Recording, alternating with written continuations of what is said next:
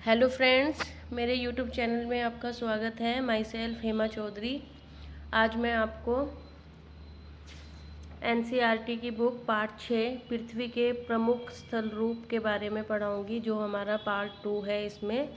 और पार्ट 1 में हमने पढ़ा था पृथ्वी के बारे में कि पृथ्वी कैसी है, एक समान है ना, एक समान नहीं है, अनगिनत प्रकार के स्थल स्वरूप है, कुछ ऊंचे हैं कुछ नीचे हैं, ठीक है। और स्थल रूप में हमने 2 प्रक्रियाओं के बारे में पढ़ा था, जिसमें पहला था आंतरिक क्रिया और दूसरी थी बाह्य क्रिया। और हमने बाह्य क्रिया में 2 तरह के भाग के बारे में पढ़ा था, अपर्दन और निक्षेपण। अपर्दन में हमने पढ़ा था कि जो पृथ्वी की सतह टूटकर घिस जाती है, जिसके कारण जो सतह होती है नीचे हो जाती है, उसे अपर्दन कहते हैं। और इसी का जब फिर से निर्माण होता है उसे हम निक्षेपण कहते हैं। हमने पहाड़ी, पर्वत, हिमानी और श्रृंखला के बारे में पढ़ा था। और पर्वत का हमने 3 तरह के पर्वत के बारे में पढ़ा था, वलित पर्वत, भ्रंशवत पर्वत और ज्वालामुखी पर्वत। तो हमारा जो ये एनसीईआरटी की पार्ट 6 का जो ये पार्ट 2 है, इसमें आज हम ज्वालामुखी पर्वत के बारे में पढ़ेंगे, ठीक है फ्रेंड्स। तो जो ज्वालामुखी पर्वत है, इसमें क्या है, जो ज्वालामुखी पर्वत है वो क्या है, ज्वालामुखी क्रियाओं के कारण बनते हैं। जो ज्वालामुखी फटते हैं या ज्वालामुखी की जो भी क्रियाएं होती हैं उससे जो पर्वत बनते हैं उसको हम ज्वालामुखी पर्वत कहते हैं, ठीक है। फॉर एग्जांपल अफ्रीका में है जो माउंट किलिमंजारो है, ये एक ज्वालामुखी पर्वत है। और जापान में फ्यूजी यामा जो है ये भी एक ज्वालामुखी पर्वत है, ठीक है फ्रेंड्स। अब जो पर्वत होते हैं उनके कुछ लाभ भी होते हैं, है ना, कुछ लाभ होते हैं। जैसे पर्वतों के अब लाभ क्या होते हैं, जैसे जल के संग्रहगार हैं, ठीक है। पर्वतों से क्या है, जल भी हमें मिलता है। नदियों का स्रोत पर्वतों में स्थित हिमानियों से होता है। नदियाँ जो भी बनती हैं, जो हिमानी होती हैं, जब वो पिघलती है उससे जो पानी आता है उसी से हमें नदियों में पानी आता है। तो नदियों का स्रोत क्या है, हिमानी होती है। और हिमानियाँ कहाँ होती है, पर्वतों पर होती है। पर्वत जल, इसका उपयोग किया जाता है सिंचाई में और पनबिजली उत्पादन में, ठीक है। तीसरा है नदी घाटियाँ, वेदिकाएँ कृषि के लिए उपयुक्त होती हैं, ठीक है। नदी घाटियाँ और वेदिकाएँ जो होती हैं वो किसके लिए उपयुक्त होती हैं, कृषि के लिए उपयुक्त होती हैं। यहाँ अलग अलग तरह की वनस्पतियाँ, जीव जंतु भी पाए जाते हैं।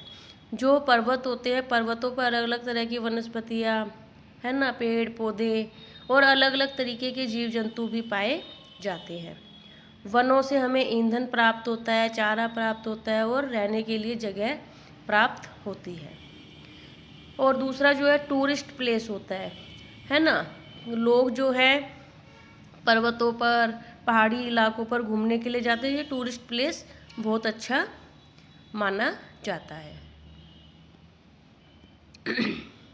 और यहाँ पे कई सारी गेम खेली जाती है, जैसे paragliding, hang gliding, river rafting और स्कीइंग, ठीक है फ्रेंड्स। अब जो ये ज्वालामुखी पर्वत होते हैं इस तरीके से बना होता है, ये आपको पिक्चर दिख रही है इसमें, है ना। ये जो बना हुआ है ये क्या है, एक ज्वालामुखी पर्वत है ना। और इसमें क्या होता है, जब विस्फोट होता है, अत्यधिक दबाव से मैग्मा का निर्माण होता है, अत्यधिक दबाव से मैग्मा का निर्माण होता है। और ये विस्फोट होता है, इसमें इस तरीके से लावा ये बाहर निकलता है, ठीक है। अब लावा बम, है ना, जो ये छोटे छोटे जो पत्थर से निकलते हैं इस तरीके से, जो ये आप देख रहे हैं इधर, ये क्या है, लावा बम है।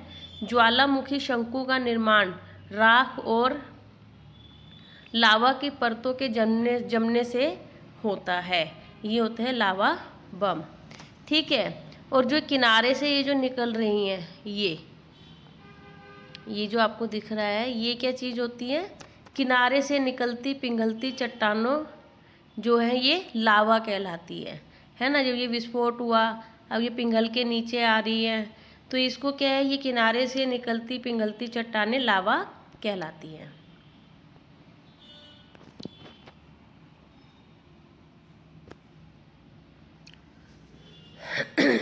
और दूसरा इसमें होता है पठार। ठीक है, पठार भी क्या है, एक तरह से पहाड़ की तरह होता है, लेकिन ये टेबल लैंड होता है, एक टेबल की तरह इस तरीके से बना हुआ होता है। ये होते हैं हमारे पठार। ठीक है, ये नीचे की तरफ पार्ट होता है और ये उठा हुआ जो टेबल की तरह बना होता है ये पठार कहलाता है। ठीक है, ये उठी हुई एवं सपाट भूमि होती है, आसपास के क्षेत्रों से अधिक उठा हुआ होता है और इसका ऊपरी भाग टेबल के समान सपाट होता है। जैसे मैंने आपको बताया कि जो उठा हुआ जो भाग है ये टेबल के समान आपको दिखता है। किसी पठार के एक या एक से अधिक किनारे होते हैं जिनके ढाल खड़े होते हैं, है ना। ढाल इस तरीके से नहीं होगा, ढाल इस तरीके से खड़ा होता है टेबल की तरह। ठीक है,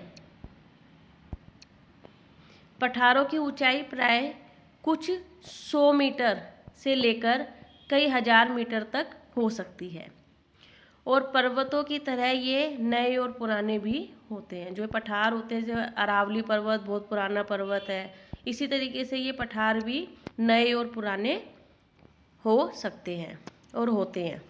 भारत में दक्कन का पठार ये पुराने पठारों में से एक है। केन्या, तंजानिया, युगांडा का पूर्वी अफ्रीकी पठार और ऑस्ट्रेलिया का पश्चिमी पठार इस प्रकार के कई उदाहरण हैं। अगर हम पूछे भारत में तो क्या है, दक्कन का पठार, केन्या, तंजानिया, युगांडा में क्या है, पूर्वी अफ्रीकी पठार और ऑस्ट्रेलिया का पश्चिमी पठार। इस तरीके के पठारों के कुछ उदाहरण हैं। इस तरह तिब्बत का पठार विश्व का सबसे ऊंचा पठार है। अगर पूछा जाता है कि विश्व का सबसे ऊंचा पठार कौन सा है तो वह तिब्बत का पठार है। ऊंचाई माध्य समुद्र से, मतलब जो इसकी जो ऊंचाई नापी जाती है वो समुद्र तल से नापी जाती है ना। ये समुद्र का तल है,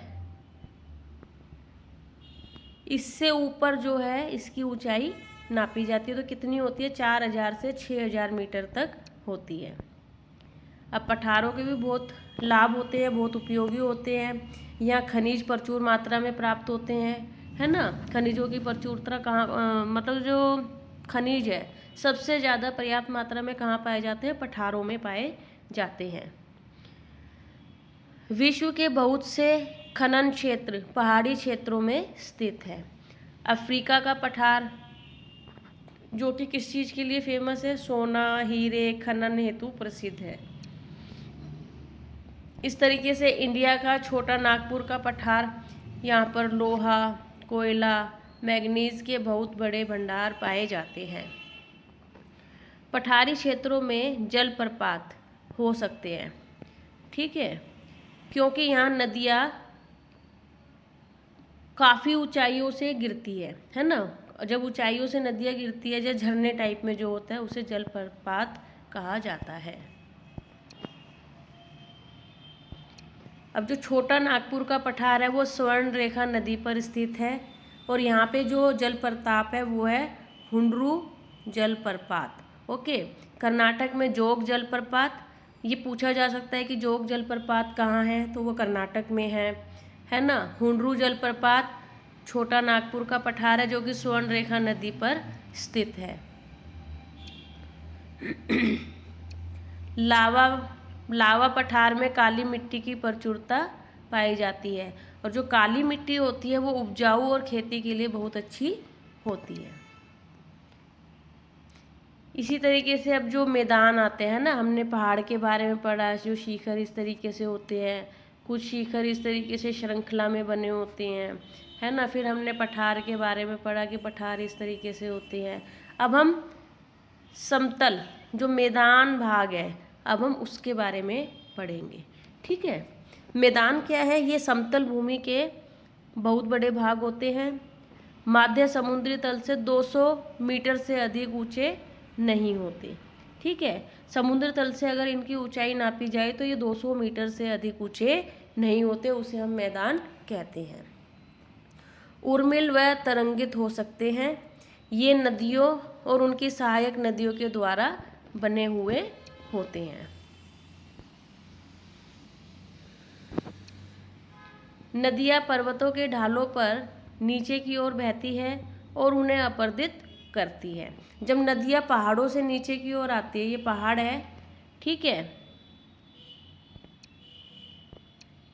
ये पहाड़ है, जब पहाड़ों से नदियाँ नीचे की तरफ आती है ना, ये नदी आ गई।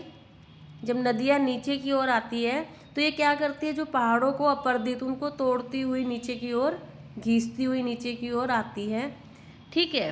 वे अपर्दित पदार्थों को अपने साथ आगे की ओर ले जाती है। अपने साथ ढोए जाने वाले पदार्थों जैसे पत्थर, बालू, सिल्ट को वे नदियों घाटियों में निक्षेपित करती हैं। फिर जो ये अपने साथ जो लेके आते हैं, चाहे वो पत्थर है, बालू है, सिल्ट है, तो उसको वो अपने नदियों में उसको साथ क्या करते हैं, निक्षेपित करते हैं, ठीक है। इन्हीं निक्षेपों से मैदानों का निर्माण होता है। अब जो निक्षेपित, जो ये पहाड़ टूट के इसके साथ घिस के जो नीचे आए और ये नदियों में इसके साथ आ गया, वो क्या करता है, मैदान का निर्माण होता है। मैदान काफ़ी उपजाऊ होते हैं। परिवहन साधनों का निर्माण आसान रहता है ना। पहाड़ों पे तो परिवहन के साधन मुश्किल हो सकते हैं, लेकिन मैदानों में ये बहुत अच्छे और निर्माण इनका आसान होता है। अधिक जनसंख्या वाले भाग होते हैं। मैदानों पर लोग बहुत ज़्यादा रहते हैं। नदियों द्वारा बनाए गए मैदान कहाँ कहाँ हैं, एशिया और नॉर्थ अमेरिका में पाए जाते हैं। एशिया में स्थित भारत में गंगा एवं ब्रह्मपुत्र, गंगा और ब्रह्मपुत्र का मैदान, और चीन में यांगत्से नदी का मैदान इसका एक उदाहरण है। भारत में गंगा के मैदान देश में सबसे अधिक जनसंख्या वाला क्षेत्र है, ठीक है। गंगा के आसपास के जो मैदान है वहाँ पे बहुत ज़्यादा अधिक संख्या में लोग रहते हैं, और सबसे अधिक जनसंख्या वाला क्षेत्र गंगा के आसपास का मैदान है। कहाँ पर, भारत में।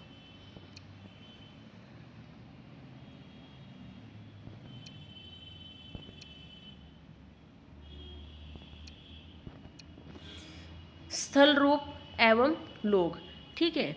अब स्थल रूप का भी लोगों की जनसंख्या पर बहुत ज़्यादा इफेक्ट पड़ता है।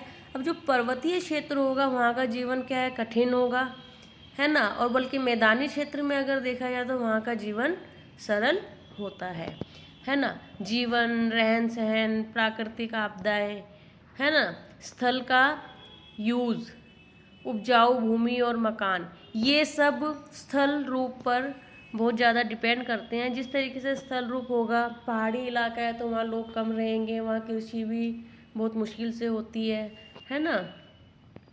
और वहाँ का जो जीवन होगा लोगों का वो कठिन होता है अकॉर्डिंग टू मैदानी क्षेत्र के।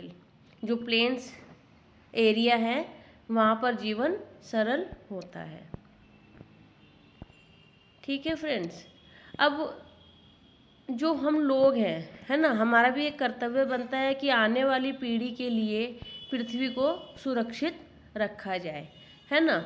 जो प्राकृतिक आपदाएं हैं वो क्यों आती हैं, जब हम स्थल का गलत तरीके से यूज़ करते हैं, है ना।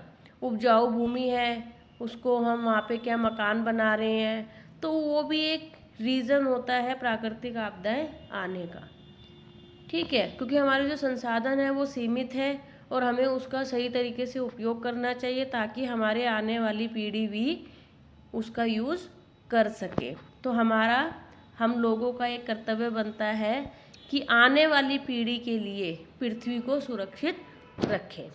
तो फ्रेंड्स, आज हमारा ये चैप्टर यहाँ पे कंप्लीट होता है। एनसीईआरटी का पार्ट 6